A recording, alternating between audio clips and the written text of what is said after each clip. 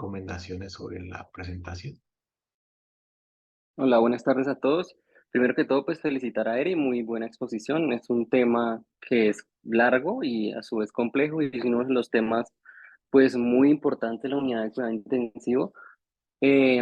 Como sabemos y como ya lo dijo Eri, a medida que pasa el tiempo, pues cada vez vamos siendo un poco como más restrictivos con el nivel a transfundir y sobre todo, pues ya estamos siendo muy selectos con las patologías, ¿sí? Sabemos que cada patología tiene su punto y su criterio a transfundir, ¿sí? Es diferente estar al frente de un niño renal, diferente a un niño de un trauma craneoencefálico y diferente a un niño posoperatorio de cirugía cardiovascular. Recientemente vi un artículo del Critical Care en donde exponían como las dos vertientes que tenemos los intensivistas, ¿sí? Hay dos vertientes que es ser, como decía el artículo, ser liebres o ser más liberales, o ser tortugas o ser un poquito pues, más restrictivos, ¿sí?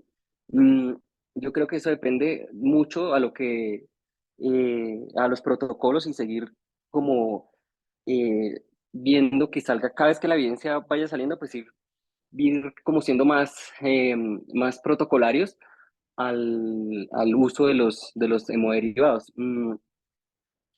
Yo lo puedo decir que, por ejemplo, en mi escuela, en Bucaramanga, somos un poquito liebres, sobre todo porque tratamos mucho niños cardiovasculares y el enfoque es muy diferente a los niños de UCI general. Pero también trabajando aquí en la UCI general, en OMI, puedo ver el componente restrictivo que tienen, sobre todo aquí muchos de los intensivistas, y que también es válido y es bueno como ver ese tipo de vertientes. También, pues, decirle a Erika que muy buena revisión en la literatura, la verdad. De lo último que ha salido fue el artículo de JAMA Pediatric, que es casi similar a lo que habían dicho el artículo de Pediatric Critical Care del 2021. Y no más, no sé, doy paso a que alguien más, yo creo que por ahí vi al doctor Perdomo, para que nos dé también sus opiniones. Y el doctor, Muchas gracias. gracias, Camilo. Angelito. Hola, buenas tardes a todos. Bueno, sí, de verdad, felicitarte porque la presentación es bien compleja. Hablar de transfusiones es varios capítulos largos de la hematología. Yo solo a decir un par de cosas. Uno, entender que las transfusiones son un trasplante y siempre deben pensar de esa manera porque a veces somos muy liberales los médicos en transfundir y no lo hacemos con el protocolo estándar que deberíamos y eligiendo bien la indicación. Entonces, tener claro que estamos colocando células de una persona a otra persona con la mínima cantidad de estudios reales que uno debería hacer para un trasplante celular. Entonces, pensarlo siempre que es un procedimiento complejo. Y dos, hacer una apreciación puntual respecto a la inmunización, perdón, respecto a la refractaria plaquetaria, y es un concepto que uno escucha muchas veces, y es, recuerden que la transfusión de plaquetas no depende del grupo sanguíneo. Las plaquetas no tienen sistema ABO y realmente la refractariedad y la inmunización contra las plaquetas está dada por el sistema HPA, que es el antígeno plaquetario humano, como el HLA de los leucocitos, y que, bueno, se va ganando, digamos, anticuerpos contra este HPA en la medida que transfundamos muchas plaquetas de donantes múltiples y por eso las plaquetas por aféresis de donante único han ido ganando mucha fuerza en los últimos tiempos. Y si bien es cierto que a veces, digamos, creemos que en terapia intensiva el paciente está más crítico y se beneficia mucho de una transfusión, yo siempre he creído desde hace muchos años, cuando me atreví a trabajar un poco en cuidado intensivo siendo pediatra, y hacía bastantes locuras en aquella época. Ahora, como oncomatólogo pediatra, lo entiendo más. Y es que en terapia intensiva, ustedes tienen muchísimas más herramientas que las que tenemos las personas que no estamos en terapia intensiva para poder decidir de manera, digamos, de una indicación precisa una transfusión. Pueden medir contenidos arteriales de oxígeno, contenidos venosos, calcular tasas de extracción. O sea, tienen muchas más herramientas para eso que los simples valores que botan las guías o que tenemos los oncomatólogos pediatras, que tengo menos de 8, entonces lo transfundo porque está en quimioterapia. Entonces, guiarse mucho por las herramientas que ustedes pueden tener para poder decidir realmente una transfusión. Y a pesar de que uno cree que las reacciones transfusionales que mencionaron en la conferencia son raras, realmente no son tan raras. Por ejemplo, el riesgo de infección por hepatitis C es una en cada 400.000 transfusiones. O sea, el riesgo, por ejemplo, de hepatitis B es una más o menos en 2.500. O sea, realmente es bien frecuente, o es más frecuente de lo que uno creería. y pensaste bien cuándo hacerla y cuándo no hacer la transfusión. Angelito, muchas gracias. Yo no sé qué locuras hablan, no me consta. Eh, Yo creo que al doctor Pablo y al doctor Perdomo es a quien más les costan esas locuras. Profe Perdomo, su merced que le gusta también harto este tema. Pues a Pablo no le costó porque como usted dormía mientras Ángel trabajaba, pues que iba a ver. Muy bien, doctor Perdomo, gracias. Pensé que Porque iba a hay que decir que trabajar porque no siempre, Ángel. entregaba.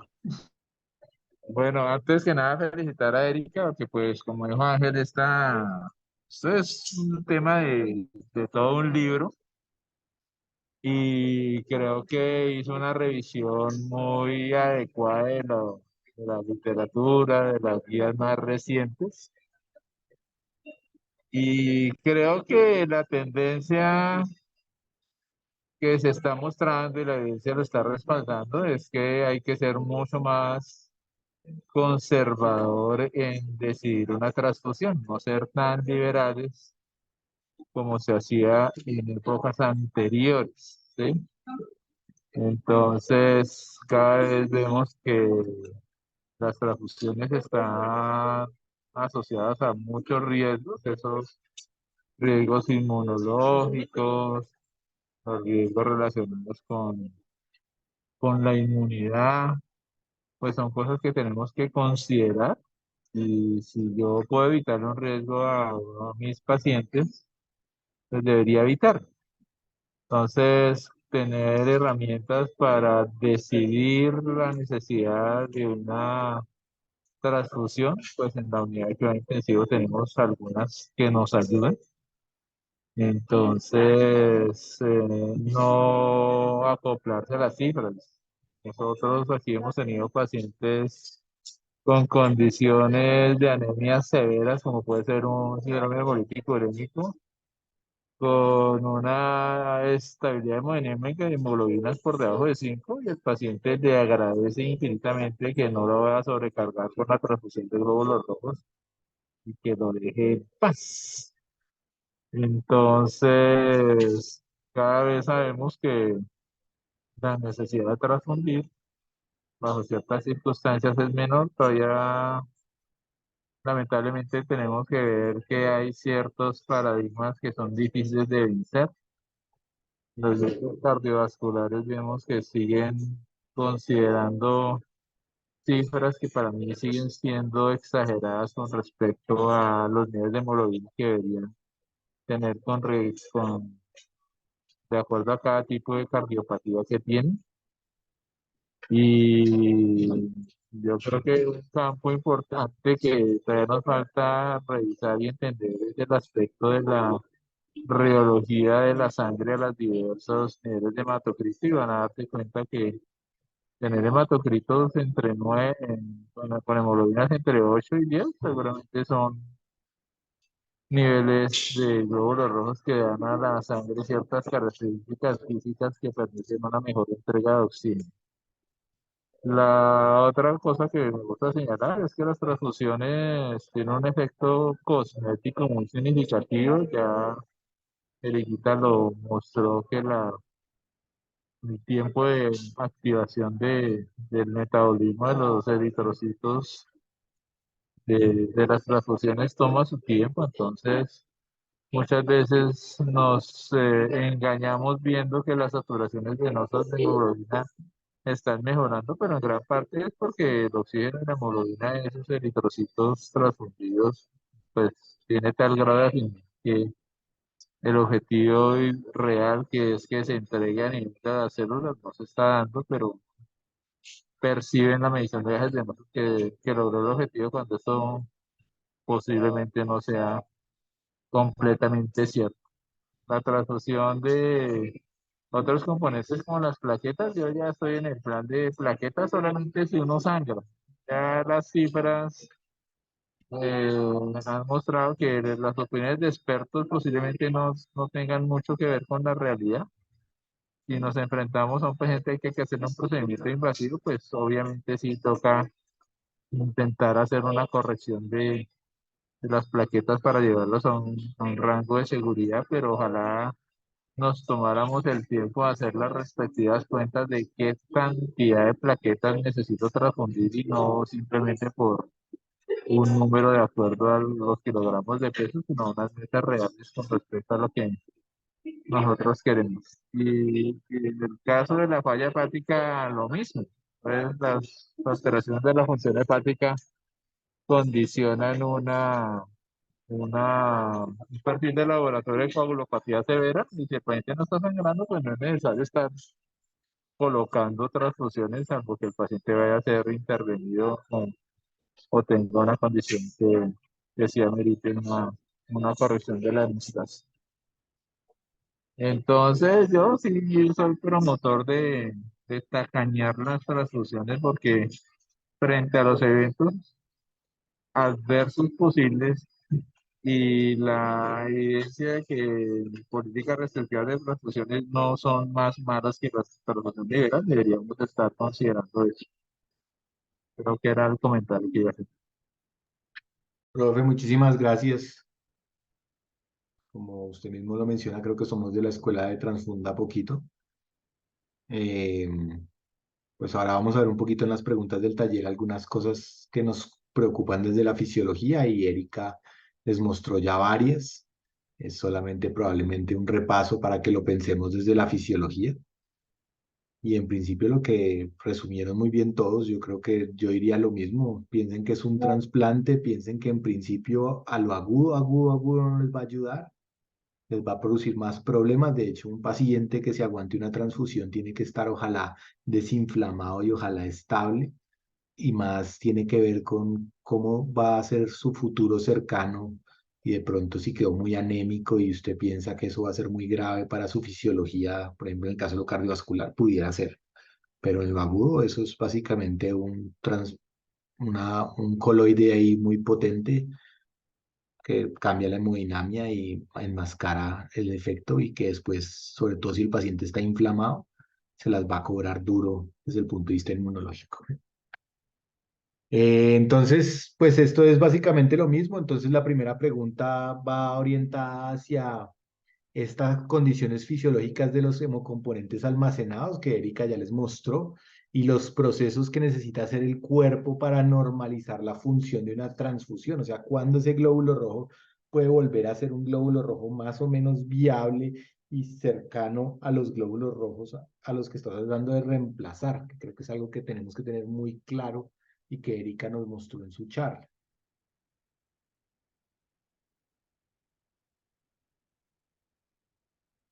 Adelante, Ginta.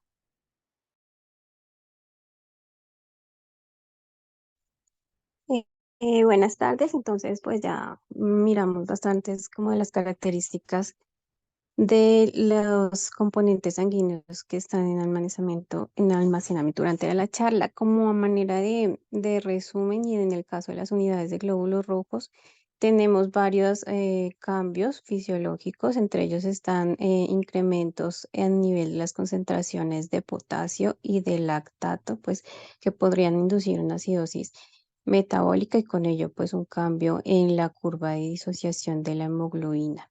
Está también pues la producción de hemólisis. Esta hemólisis se ve más acentuada hacia el día 12 de conservación y pues esta es secundaria a la producción de fenómenos de lisis y de muerte celular. Y en este caso lo que vamos a ver es que hay un incremento de la hemoglobina libre, por tanto hay un aumento del hierro disponible y una mayor probabilidad de infección y una disminución en la entrega de oxígeno.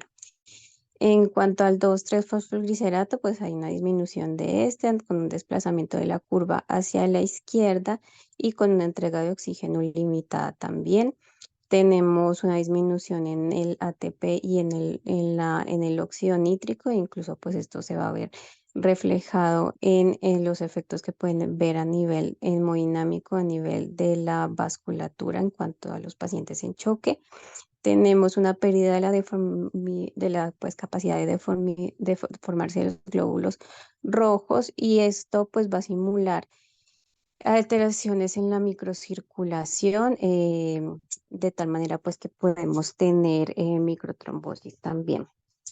Tenemos un aumento en los lípidos solubles, hay un aumento, por tanto, pues en la agregación celular y en la adhesión de células a nivel del endotelio, pues asociado a esto a la endoteliopatía propia de las patologías de los pacientes críticos. Estamos también con una acumulación de citocinas, entre ellas la interleuquina 6, la interleuquina 8, que pues tienen relación con la manifestación de las reacciones transfusionales febriles y con disregulaciones en el sistema inmune en el paciente, pues, o en el receptor de las transfusiones.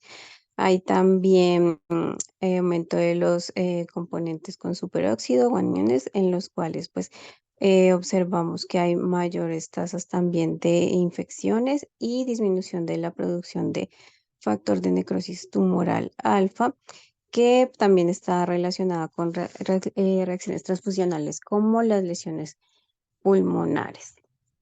Y en cuanto pues al tiempo de conservación, encontré como bastantes estudios que han evaluado cuál debería ser el tiempo pues óptimo de almacenamiento y el tiempo después de que es menor la probabilidad de efectos adversos o de disfunciones de las células que han sido, de las células o los componentes que han sido transfundidos, pues sin embargo no encontré una cifra exacta. Hay estudios que comparan 7 días versus 10 días o 7 días versus 21 días. Incluso hay algunos que hablan que hasta 42 días se podrían tener transfusiones de glóbulos rojos que sean óptimas en los pacientes. Entonces, pues el tiempo no lo encontré como una de las características para poder hacer una transfusión efectiva. Y lo único, pues en cuanto a las plaquetas y en cuanto a la necesidad de agitación, ¿durante cuánto tiempo? Pues durante 24 horas pareciera ser segura, sin embargo, también hay otros artículos que muestran unos lapsos de tiempo mucho más cortos. Eso era lo que tenía como para resolver esa pregunta. Muchas gracias, Gina. Como siempre, aunque uno lee este tema, cada vez le parece más impresionante.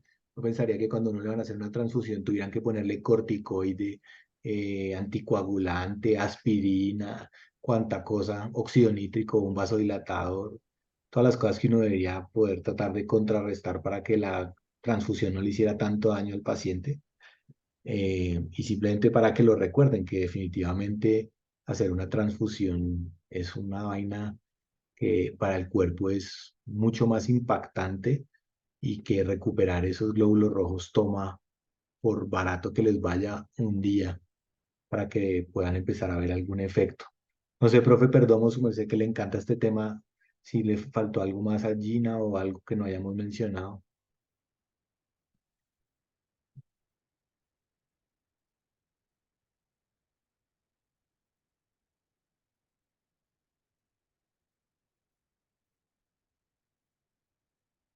Bueno, creo que no entonces. Em, La otra pregunta, desafortunadamente Angelito se fue, pero algo que él recalca mucho y que les mencionó al principio fue que en principio, pues seguimos usando umbrales de hemoglobina para tomar decisiones en pacientes críticos, tanto que decimos que no sirve para nada. Sin embargo, ustedes ven que las guías siguen recomendando lo mismo, siguen recomendando variabilidad individual, pero no dicen qué. Y salen las guías y dicen valores de hemoglobina. Entonces, no sé qué encontraron. Erika les mostró algo, sobre todo con las pruebas de calorimetría y los DO2, que siempre hemos creído que nosotros sí tenemos la verdad revelada en cuidado intensivo y miren que no. Pero no sé qué más encontraron del tema.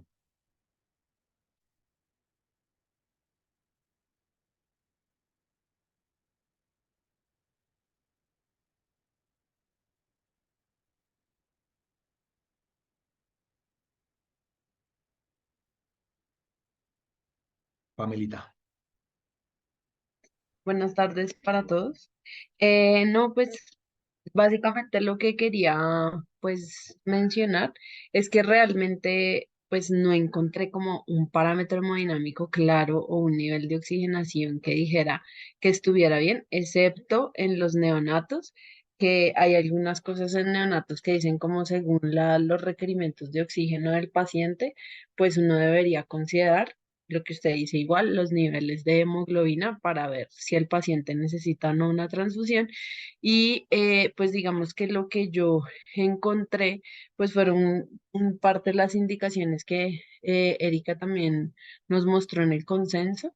Entonces, digamos que lo que encontré respecto a un único parámetro de oxigenación era en el contenido arterial, que pues era poder garantizar un contenido arterial de oxígeno que pudiera tener un adecuado DO2, y marcaban que una hemoglobina por debajo de 7 en un paciente que no estuviera sangrando, o garantizar una hemoglobina que estuviera menor a 10, con, digamos que para tener objetivos de perfusión con saturación venosa que estuviera menor a 70, o sea, poder garantizar que estos dos parámetros mejoraran como un parámetro para el contenido como tal y una adecuada entrega de oxígeno.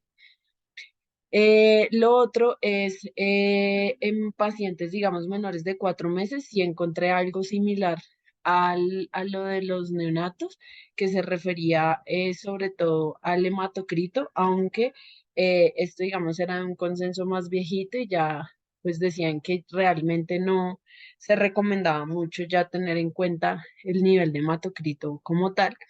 Sin embargo, estos miraban el hematocrito, por ejemplo, de menor a 45%, y transfundir en el paciente que por lo menos estaba en ECMO o tenía una cardiopatía cianosante, que digamos esa era como otra de las cosas que quería como mencionar, y es que si bien es cierto, existen consideraciones para los pacientes cardiovasculares, realmente los consensos y pues lo que yo encontré, lo que muestran, lo que muestran es que es relevante y tiene, digamos, indicación, o lo que yo leí, para las cardiopatías cianosantes. Cuando el paciente tiene disminución de la hemoglobina, pero que tiene dificultades en la entrega de oxígeno. Entonces es cuando uno debería realmente considerar la transfusión, y no simplemente por tener unos niveles de hemoglobina como tal. Eso era como el apartado además que decía el consenso del 2018. Y en los pacientes con falla respiratoria, inclusive, ya se bajan hasta niveles de hemoglobina de 5 gramos por decilitro para hablar de mortalidad. Entonces, digamos que ellos dicen que pues 5 gramos, y si el paciente no tiene, eh, o digamos que no depende como tal el compromiso del paciente, pues espérese. Si ya está por debajo de 5, aumenta la mortalidad, y sobre todo si el paciente está asociado a SRA, pero pues ya hemos llegado a medir hasta puntos tan bajos como 5.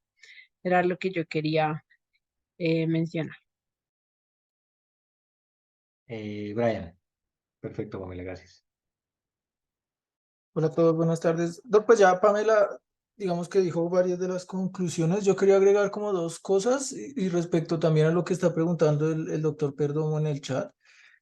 Y es que fuera de los niveles, pues de los dos consensos que también nos mostró Erika, hacen énfasis, pero lo que usted decía ahorita, Doc, es como vigile si tiene como medir gases arteriovenosos, trate de calcular el consumo de oxígeno, trate de calcular la entrega de oxígeno. Si tiene mediciones dinámicas de gasto cardíaco, pues es un poco más objetivo, pero no dan como un valor específico. Digamos que como forma preventiva, como para evitar la exsanguinación por la toma de muestras y también en la toma de decisiones, también sugerían el uso de tecnología similar al NIRS para la identificación dinámica o más continua de los cambios de hemoglobina, y que esa tendencia podría ayudar también a la toma de decisiones, pero igual seguía siendo un factor, digamos, derivado de los valores de hemoglobina.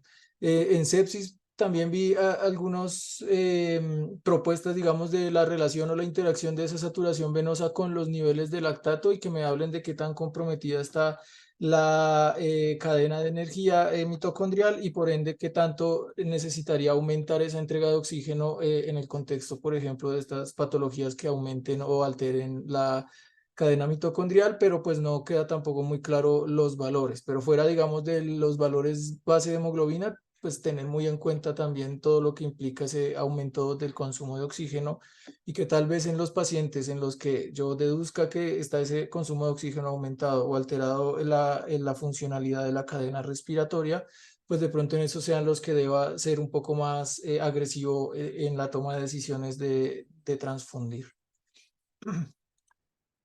Muchísimas gracias. Como ven, en general no encontraron nada. La dificultad que tiene realmente y la razón por la que siguen usando umbrales de hemoglobina es porque realmente no hay ningún elemento que a ciencia cierta y de forma individual sea capaz de predecir que alguien requiere o no requiere una transfusión de sangre. La pregunta que les hacía el profe Perdomo en el chat y es que una saturación venosa de menos de 70 pues no es una causa suficiente para una transfusión. De hecho, intentamos miles de cosas antes de una transfusión porque la transfusión generalmente la dejamos como cuando nada de las otras cosas que podíamos haber hecho funcionó o podemos hacer en circunstancias especiales como en pacientes en ECMO y ese tipo de cosas a veces, porque ya estamos, digamos, en el umbral crítico de todos los factores. Todas las guías dicen lo mismo, individualizar el paciente, pero eso en el fondo lo que quiere decir es que no tenemos ni idea cómo tomarlo. Y miren cómo el profe Perdomo les estaba contando que en la medida que han ido pasando los años, cada vez estamos haciendo más restrictivos y no hemos encontrado que el intentar ser más restrictivos haya deteriorado a nuestros pacientes o causado más enfermedad.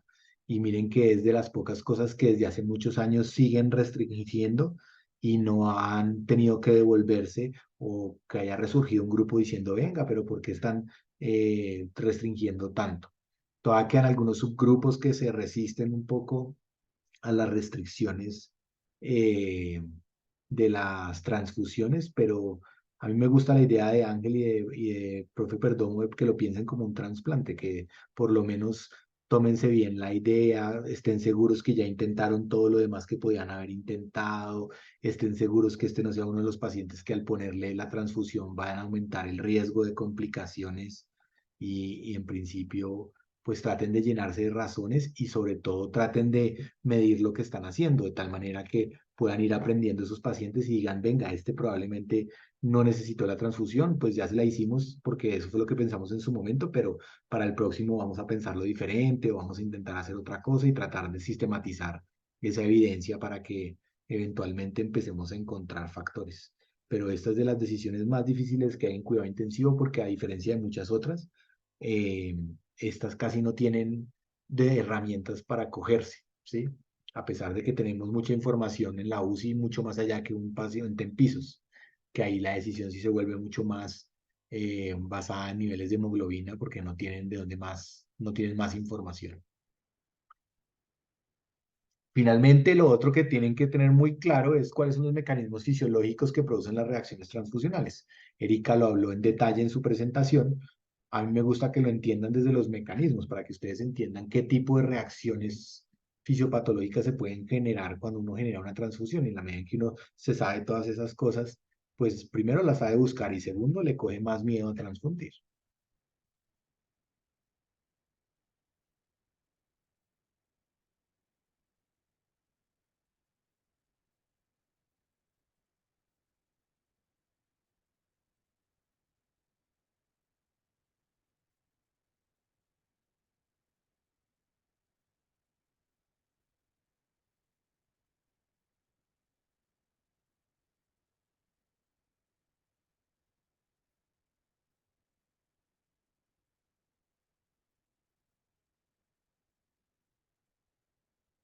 Todos huyen. ¿Ninguno? Yo, Dale, Pamelita. entonces, pues como dijo Eri en la presentación, digamos que por tiempo de presentación son agudas y tardías, las agudas en menos de 24 horas y digamos que estas sobre todo se presentan por respuesta inmunomediada en su gran mayoría. Entonces, están las alérgicas anafilácticas iniciales que ocurren en las primeras horas de transfusión, que ocurre sobre todo más con las plaquetas y es una respuesta mediada alérgica tipo 1 por liberación de histamina. La otra es, que me pareció también pues bastante interesante, es la hemólisis, que no necesariamente se asocia a error por no compatibilidad, sino que también, aunque esta puede ser tardía, o sea, tanto aguda como tardía, cuando se presenta aguda, pues es en relación más a compatibilidad del hemocomponente, pero cuando es tardía, es por la generación de anticuerpos que se pueden producir hasta 10 días después de la transfusión, como una reacción cruzada, eh, así exista compatibilidad. Entonces, pues digamos que ahí me parece interesante en el sentido de, pues esto lo estoy transfundiendo, pero igual después ya va a volver pues se puede llegar a anemizar 10 días después por respuesta inmunomediada que yo puedo estar creando adicional. Lo otro es el trali y el taco. Entonces el trali, pues la lesión pulmonar aguda por un proceso mediado de anticuerpos que va a generar el edema pulmonar no cardiogénico, que en teoría debe resolver en 96 horas y que se puede presentar entre las primeras 6 horas, que es una lesión, digamos, decían, donde lo leí, por lesión como por doble golpe, que inicialmente había una respuesta vascular a los neutrófilos, em, y que después esa activación de esos neutrófilos que estaban en la vasculatura pulmonar van a generar como tal el daño inflamatorio y el edema como tal. Y que digamos que pues lo más relevante es que hasta del 70 al 90% de los pacientes pues pueden llegar a requerir ventilación mecánica. El taco, entonces, edema cardiogénico por sobrecarga, que su respuesta importante es a los diuréticos, inclusive pacientes pudieran llegar a necesitar diálisis en un contexto de un paciente que ya tiene sobrecarga y que adicional le pusimos otra cantidad de volumen y pues hizo la reacción. Y las tardías, que también hacen por una TRIM, es como su ¿cómo se diría? Con para cortar pues la palabra, la frase, perdón, que es inmunomodulación asociada a transfusión y que generalmente se asocia más a pacientes que son politransfundidos y que esto va sobre todo a aumentar el mayor riesgo de infecciones nosocomiales, sobre todo en esos pacientes no solo politransfundidos, sino con transfusiones masivas en trauma y que está asociado principalmente a eso que veíamos en la primera pregunta de el daño asociado al almacenamiento de los hemocomponentes. Em, y pues no olvidar la lesión injerto contra huésped, la fiebre, que es muy relevante porque es la respuesta, reacción, pues digamos que es más frecuente, que generalmente se asocia a la contaminación con leucocitos, pero una cosa que, como un dato ahí que encontré que me pareció importante considerar, y es que uno debe evaluar qué tan persistente después de la transfusión es la fiebre, porque en ese caso, cuando persiste y digamos que el paciente no la tenía antes y se presenta después de la transfusión, uno pudiera pensar que esa muestra podría tener contaminación bacteriana y pues tiene también ahí unas grandes implicaciones pues en las revisiones para la seguridad del paciente. Entonces hay que tener eso en cuenta y que la mayor hemocomponente que tiene riesgo de esto pues son las plaquetas. Eso como para adicionar a lo que Eri había mencionado. Pamelita, mil gracias. Bueno, en vista de que no están muy animados, entonces, Brian, Doc, es que yo ahí sí es más como una duda como para el grupo o con los profes, y es leyendo las reacciones. Digamos que en general, sobre todo las agudas, a pesar de que sean inmunomediadas o no, muchas se caracterizan por fiebre y síntomas constitucionales inicialmente. Pero digamos que, por ejemplo, las reacciones alérgicas leves, como las que hablaba ahorita Pame y Erika en la charla, en general no requieren suspender inmediatamente la transfusión, sino hacer un manejo agudo. Pero entonces, ¿en qué punto empiezo a sospechar las reacciones más de hemólisis aguda, de las reacciones febriles malignas secundarias a la transfusión? no me quedó muy claro en lo que revisé, es en qué punto entonces digo, no, esta fiebre de pronto no es una reacción transitoria benigna, sino que tengo que ahí sí suspender y hacer el manejo específico para evitar la progresión, digamos, al choque o a una reacción un poco más severa, porque en general, digamos, todas estas reacciones hemolíticas agudas o las reacciones mediadas por respuesta inmune a micropartículas o por microhemólisis aguda se caracterizan en la fase inicial por la misma sintomatología, pero no en todas yo tengo que suspender la transfusión agudamente. Entonces ahí sí quedé como con la duda. Sí, muy buena pregunta. Ahora, en principio no hay una respuesta muy clara porque no, pues igual que le pasa a uno con la gripa y la neumonía, ¿no? ¿Cómo sabes que no es una neumonía la gripa que viene? Entonces, en principio lo que han intentado es mirar la gravedad del paciente y la persistencia de la fiebre, como decía un poquito Pamela, y la intensidad. En general, si es un paciente, por ejemplo, de transfusiones crónicas, que uno está más acostumbrado a que hagan reacciones transfusionales leves, como que uno la hace. Si es un paciente muy crítico y que estaba inestable, que te empieza a hacer fiebre, probablemente esa transfusión la tienes que parar. En general, cuando tú vas a ver, cuando hacen estas clasificaciones fisiopatológicas de las reacciones transfusionales, todo es en retrospectivo. Entonces, pues ya cuando sucedió el evento, es muy fácil saber qué era lo que iba a pasar, lo que pasó. Pero sí tienen que tener muy en cuenta que hay transfusiones, hay reacciones transfusionales graves que inician solo con fiebre, que pueden ser inclusive infecciones bacterianas, como decía Pamela. Entonces, ahí hay que mirar un poco el contexto general, pero no hay una receta que te diga fácilmente si es fiebre al minuto 5 o al minuto 15 la transfusión es más probable que sea una o la otra, no. En general es la condición del estado general y los signos vitales asociados a la fiebre y el otro factor que usamos mucho es si tiene transfusiones crónicas o no. No sé, profe, perdón, si alguna otra idea se le ocurre para esa respuesta. Sí, yo creo que pues en general gran parte lo hacemos con base en el sentido común.